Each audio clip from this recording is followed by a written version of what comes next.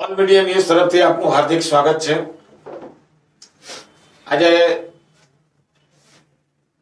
ગુજરાત પ્રદેશ પ્રમુખ અને અરવલ્લી પ્રદેશ સચિવ શ્રી રમેશચંદ્ર પરમાર આપણી સામે ઉપસ્થિત છે। તેઓ બહુજન સમાજ પાર્ટીના બહુ જૂના આગેવાન છે, ઘણા ઇલેક્શન લડી ચૂક્યા છે। તારીખ 15મીએ તેમણે એક બિરસા મુંડા ના નિમિત્તે એક કાર્યક્રમ પણ તેમણે કરેલ છે। જન્મદિન નિમિત્તે આ કાર્યક્રમની વિગતો અને રૂપરેખા આપશે શ્રી રમેશચંદ્ર પરમાર।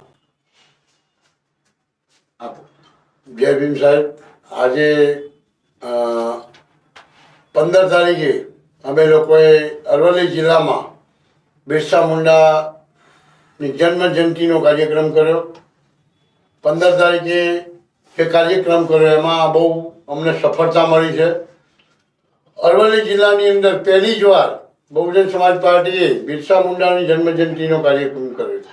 આજ દિવસ સુધી દલિત, આદિવાસી, બક્ષીપંચ, ઓબીસી, લઘુમતી તમામને વંચિત રાખવામાં આવ્યા છે। ગુજરાતમાં જે 85% વસ્તીની વાત કરી છે ભારત દેશની અંદર, માન્યવર કાંશીરામ સાહેબે કે 85% સમાજ ગુલામ છે આજ દિવસ સુધી, એ વાત સાચી છે। કેમ કે જે અરવલ્લી જિલ્લાની અંદર અને આખા ગુજરાતમાં જ્યાં હું ફર્યો છું ત્યાં રોડ રસ્તાના ઠેકાણા નથી, ગરીબોને ગામડાની અંદર સવલતો મળતી નથી, પોતાની જમીનમાં ખેડવાનો હક અને અધિકાર આદિવાસી, દલિત, ઓબીસી સમાજને મળેલ નથી। અમે જ્યારે પણ અરવલ્લી જિલ્લાની મુલાકાત લીધી ત્યાં કોઈ પણ જાતના રોડ રસ્તાના કોઈ ઠેકાણા નથી અને સરકાર એવા બળગા ફૂકે છે।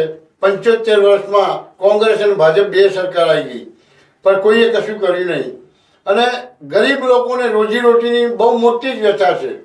ગરીબ લોકો રોજીરોટી માટે અરવલ્લી જિલ્લામાંથી, સાબરકાંઠા જિલ્લામાંથી પછાત વર્ગના દલિત, આદિવાસી, માઇનોરિટી સમાજના, પછાત ઓબીસી સમાજના લોકો કંપનીઓમાં જાય છે। અમદાવાદ કંપનીમાં આવે ત્યાં એનું શોષણ થાય છે। જ્યાં પણ કંપનીઓમાં જાય છે, રાજકોટ કંપનીમાં જાય છે, મોરબી કંપનીઓમાં જાય છે, જે પણ કંપનીઓમાં જાય છે કંપનીઓમાં એનું શોષણ થાય છે। આ સરકારે, અત્યારની ભાજપ સરકારે કંપનીઓવાળાને ખરીદી લીધેલા છે, જેના કારણે કંપનીઓવાળા પૂરો પગાર આપી શકતા નથી અને એમનું શોષણ દલિત, આદિવાસી, માઇનોરિટી તમામ સમાજનું, ઓબીસી સમાજનું, તમામ સમાજનું શોષણ થઈ રહ્યું છે। આ સરકાર ખાલી મોટી વાતો કરે છે, રોજગારી આપવામાં જીરો છે।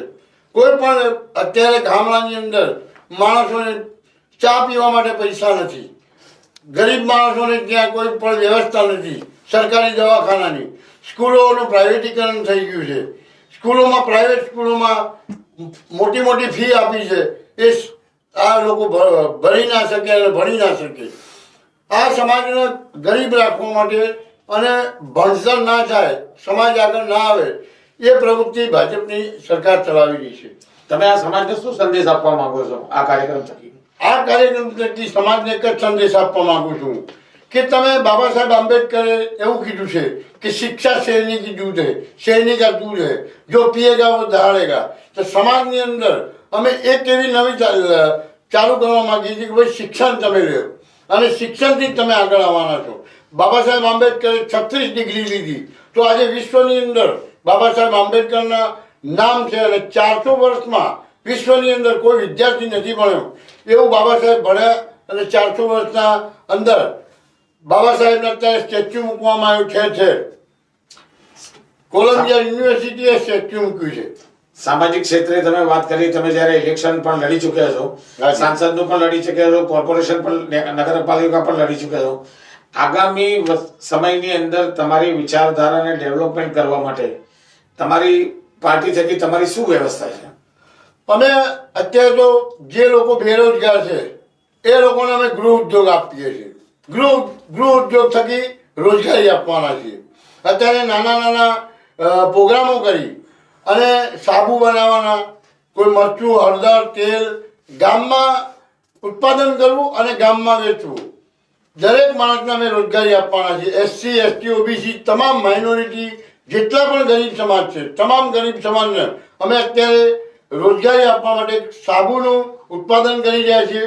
કાચો માલ લઈ જઈ અને ગામડે આપવાનો, કાચા માલથી એને સાબુની રોજગારી, કાચો માલ લઈ જઈને અમે આપીશું, એનાથી એને ગામડામાં પોતે માલનું ઉત્પાદન કરશે અને ગામડામાં વેચશે, એનાથી એને રોજગારી મળશે. બીજું કે જે લોકોની સરકારી જમીનમાં જે લોકો ખેડે છે, જે ખરાબાની જમીન છે, સરકાર એને કાયમી આદિવાસી, દલિત, ઓબીસી સમાજને કાયમી કરી આપતી નથી. તો અમે સરકારમાં રજૂઆત કરીશું અને અમે આંદોલનો કરી દલિત, આદિવાસી, માઇનોરિટી, ઓબીસી સમાજના લોકોને જોડે લઈ અને આંદોલનો કરીશું. અગાઉ સરકારે જમીન આપી છે પણ કબજો બીજાની જોડે છે. ભુજની અંદર અમે ગયા ત્યાં પણ અમે દલિત સમાજને કબજો અપાયો. એ જ રીતે કાઠિયાવાડમાં ચોટીલા, સુરેન્દ્રનગર, જ્યાં મોદી સાહેબ પોતે એક સંવિધાન માથા પર લઈને ફર્યા હતા કે હું બાબા સાહેબને માનું છું, પણ મોદી સાહેબને ખબર નથી કે આ જિલ્લાની અંદર શું થઈ રહ્યું છે.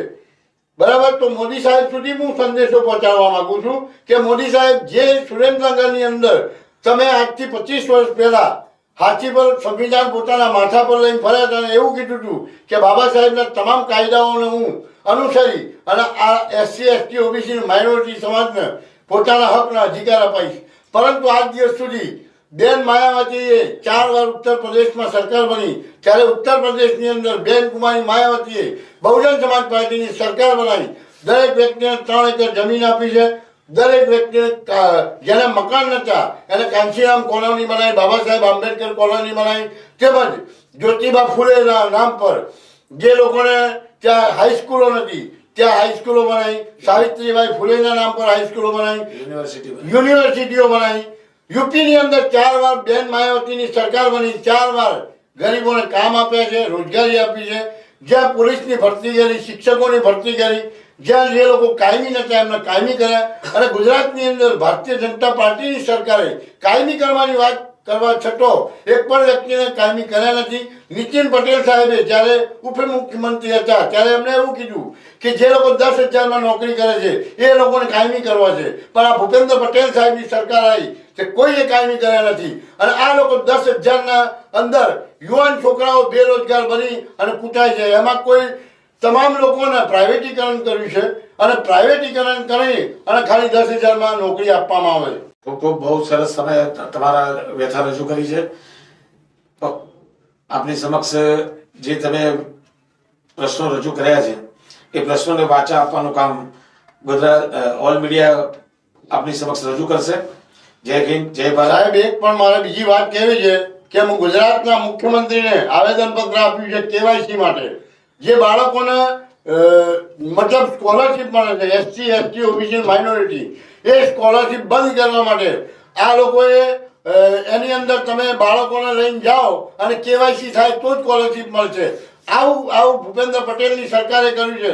એની સામે મેં માન્ય કલેક્ટર સાહેબજી અરવલ્લીને આવેદનપત્ર આપ્યું છે, ભૂપેન્દ્ર પટેલ સાહેબને આપ્યું છે, માન્ય મુખ્યમંત્રીજી, તેમજ શિક્ષણ મંત્રીને આપ્યું છે અને સમાજ કલ્યાણ મંત્રીને આપ્યું છે. તેમ છતાં આ લોકોએ બહુજન સમાજ પાર્ટીનો અવાજ ના સાંભળી અને હજુ પણ કેવાયસી કરે અને જે સ્કોલરશીપ મળશે એવું કર્યું છે, પેપરમાં આપ્યું છે, પણ એમનો ઉપરખંડો છે. ભારતીય જનતા પાર્ટીને હું સખ્ત શબ્દોમાં કહું છું કે જો આ કેવાયસી બંધ નહીં થાય તો આવનારા દિવસોમાં બહુજન સમાજ પાર્ટી ઓલ ગુજરાતમાં આંદોલન કરશે.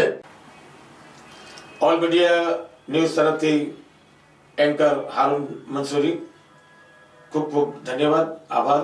જય હિન્દ, જય ભારત.